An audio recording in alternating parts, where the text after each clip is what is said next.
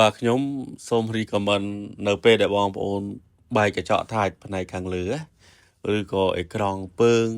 បាទឬក៏ហើប frame ដូចនៅក្នុងរូបបាទឲ្យបងប្អូនធ្វើការជួសជុលឲ្យហើយពេលខ្លះបងប្អូនទុកសិនបាទនៅឃើញថាប្រើបានប្រើសិននៅពេលដែលមានបញ្ហាបងប្អូននឹងចំណាយលើសបាទការដែលយើងអ៊ុតកញ្ចក់ថាច់ហ្នឹងគុណនឹង3បាទយើងត្រូវផ្លាស់ប្ដូរអេក្រង់អីជាដើមដូចម្ដងនេះអញ្ចឹង iPhone 14 Pro Max បាទបែកតែកញ្ចក់មាត់ឈុំទេគឺងុំម៉ាស៊ីនអត់មានសេវាទេអានេះយើងអ៊ុតកញ្ចក់ថាច់ស៊ីនបាទអេក្រង់គឺស្អាតដែរដូចដើមបាទក៏ជួសជុលម៉ាស៊ីនមានសេវាដាក់ស៊ីមស្គាល់បាទធានាជួសរហូតដល់2ខែហើយខ្ញុំក៏ទទួលបាន iPhone 13 Pro Max តែបែកកញ្ចក់ថាច់ដែរបាទបែកខ្លាំងមែនទែនបាក់តួអានេះយើងបាទអាចអ៊ុតកញ្ចក់បាទស៊ីនឡើងវិញបាទយើងធ្វើការផ្លាស់ប្ដូរប្រភេទតួស៊ីនមកតាក់នេះបងប្អូនឃើញថាស្អាតដូចដើមអញ្ចឹងល្មមបងប្អូន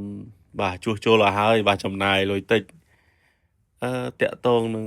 បាទការឡើងស៊េរីសម្រាប់ iPhone 13 Pro Max យើងមានឡើងហើយនេះខ្ញុំទទួលបានមកដើមបាទឡើង17 Pro Max ពណ៌ទឹកក្រូចបាទអតិជនគាត់ផ្លាស់ប្ដូរប្រភេទថ្មស៊ីនអំពែធំបាទមកគ្រាប់ដែរ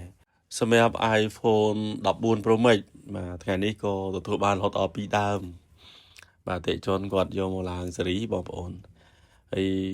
បាទស៊េរីនេះគឺវាដូចខ្លាំងបាទសម្បកវាធ្វើមកស្អាតមែនទែនបាទនេះពីដើមអតិជនគាត់ឡើងពណ៌សដូចគ្នាបាទក៏តេស្តជូនបាទធ្វើឲ្យក៏យើងមានធានារហូតដល់1ខែបងប្អូនមានបញ្ហាអីយើងឆែកមើលជូនបងប្អូនវិញបញ្ហាដែលខូចអេក្រង់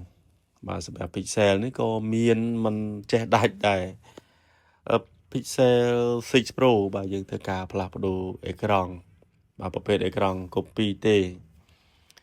ហើយដោយឡែកនេះគឺ iPhone X បាទក៏មានឡើងស៊េរីដែរអវ៉ាន់ដែលអតិជនគាត់ដាក់ខ្ចប់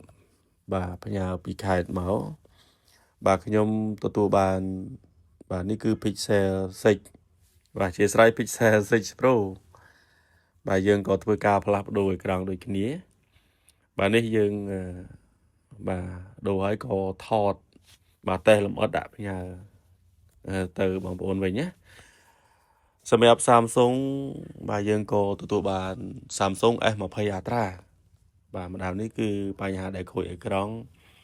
បាទបែកខ្នងហើយនឹងខូចសំណុំជើងសាកហ្នឹងផ្នែកខាងក្រោមបាទក៏អត់លឺមិចដែរនឹងអាចជួយបានណាសម្រាប់ XS នេះគឺបាទបញ្ហាដែលជាប់ iCloud បាទទេជនគាត់យកមកផ្លាស់ប្ដូរម៉ាស៊ីន